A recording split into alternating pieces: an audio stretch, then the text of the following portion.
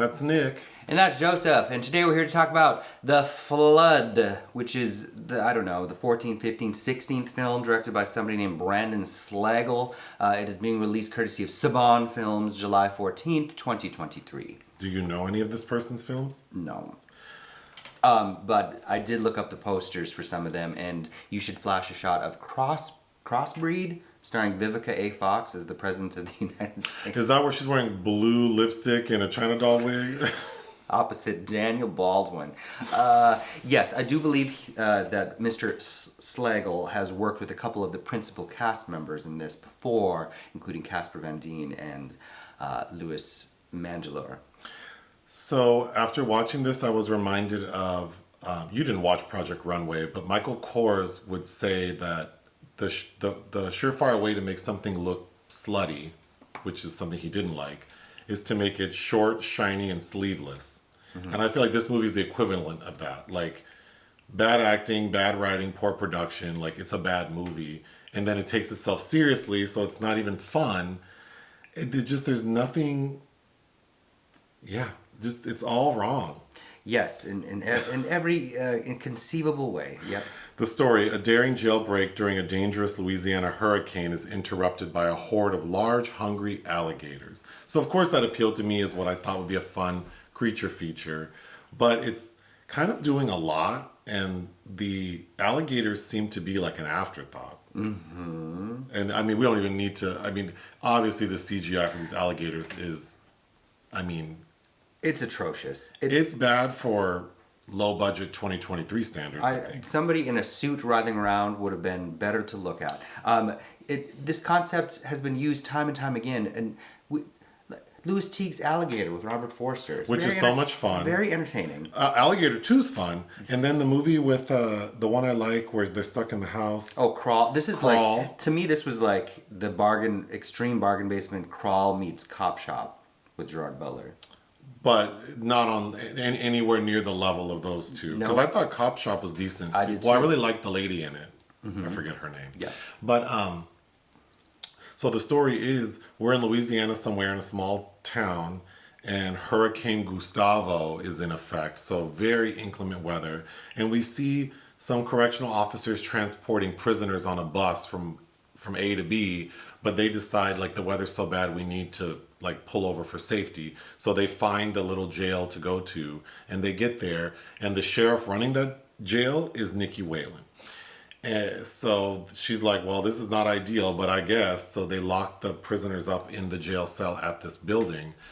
And then we realize that a group of alligators, huge alligators, have broken into the building. And because it's flooded, they're even if it weren't flooded, they could get around. And these alligators are slowly rising to the top. But another side story is that Casper Van Dien is one of the prisoners being transported, and we see that a group of people are trying to break him out. They were trying to escape with him because Casper Van Dien, he's in prison, and we're told that all the bad guys being transported, we get a little bio for each of them, like it's a video game. Throw that away. Yeah, that was pretty dumb. And we see that Casper Van Dien's a cop killer. But really what's going on is that he was involved in some heist where he ended up taking the money and hiding it. So these other bad guys are trying to get him so they can figure out where the money is. Of course, we had to exonerate him by explaining that he did not kill the cop. He took the blame. So we spend an hour with the alligators and the good and the bad guys fighting, and in the end we're left with two, Nicky Whelan and Casper Van Dien. And they sort of they break the dawn. Shout out to Michelle Williams. Mm-hmm. And Nicky Whelan as the sheriff lets Casper Van Dien get a head start. So basically, like you said, he's been exonerated, I guess, so he can go live his life. Even though he still has a criminal record and someone will be looking for him. The end. Not me. I won't be looking for him. Oh, yeah. I mean, it's just... the only good thing about the movie is I think Nicky Whelan as the sheriff is a fun choice, right? Because she's a beautiful woman who does not speak with an accent appropriate for the region. So already it's fun. And the fact that she's taking herself seriously as that character kind of works. And there is a moment when she's fighting a couple of the bad guys that I thought did look good. There is a decent fight choreography scene with the rising water, but then it becomes it's actually not even her fault. It's the man that looks like Sid Haig, the racist with the swastika on his head, that it starts to seem like WWE fighting. But yeah, that's an okay scene. And this is probably one of her best presented roles. She's giving me Patricia Arquette a little bit.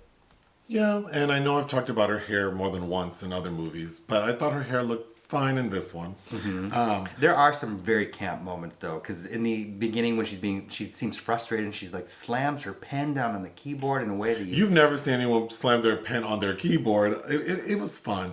So I'm just gonna go through my notes. The gators, when we see them, it really does look like a 2000s video game, combined with all of the prisoners getting like a bio, like we're also in an early 2000s video game. It just was not a good start. And then all the prisoners are like so stereotypical. Like there's a black guy who they're trying to make seem like a thug, who all he keeps talking about is trying to escape. Like everything out of his mouth. They call him Thug Life. Oh God, I didn't even realize that. Then there's a racist who has like a swastika tattooed in his forehead. He is so over the top that it feels kind of awkward, and it's definitely not funny.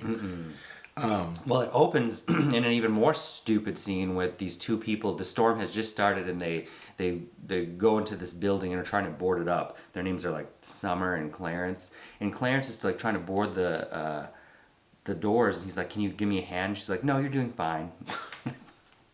So the prison guards who are on the bus driving, at one point they're like, "Should we go? Should we stop? The weather. Check the weather." And the one guy, who I recognize from that terrible movie, Demon. Don't Look at the Demon. Don't Look at the Demon. Randy Wayne. I believe it's his character who checks the weather app, and all we see is his like smartphone screen with like a big like. Looks like Mount Vesuvius on there. You just had that ready to go? Okay. Oh my God. Well, so first off, I think most of these people are too attractive. Like, it's distracting. For the small Louisiana town. And I'm going to say what I thought the better movie would have been. But, I mean, not because it's Louisiana, but just like, it just seems like these people don't fit, like, what we're doing right now. But then there's the one blonde lady who's in a movie with Nicky Whelan about a shark. Kim DeLonghi from Maneater. Maneater. She's one of the bad guys, and she has the sheriff at gunpoint. And she stops her in the passageway, like, stop the track. Like stops her to start talking to her, and then gets mad, like, why aren't we moving? But then she goes, "We look alike." And I know Nicky Whelan was like, "I know you fucking lying. Like, we don't look alike, bitch." But she stopped her to talk about how she had a privileged life, and that's why she's able to be Miss Goody Two Shoes. Oh, that dialogue was horrible. It was horrible. And then the reason she's taking her by gunpoint is because the sheriff's like, "Well, if you want to check," because the bad guys are like, "Turn off the surveillance." Well, it's in the basement, so we have to go and check. The basement's flooded, and they have a scene where like that's when they realize there are alligators, and the other blonde lady gets eaten. But none of it made sense. This building looked like it should have been condemned before the flood started. Well, I'm going to talk about that, but after they go down and the one blonde lady gets eaten, then Nicky Whelan's character takes off her shirt and takes down her hair, which made no sense to me. You're already soaking wet, so, I mean, the shirt underneath is wet. And then having all this hair flying around is not going to make sense either. She wanted it dry. She didn't want it to smell like mildew. Why did we keep getting the same bad CGI shot of the front of the jail?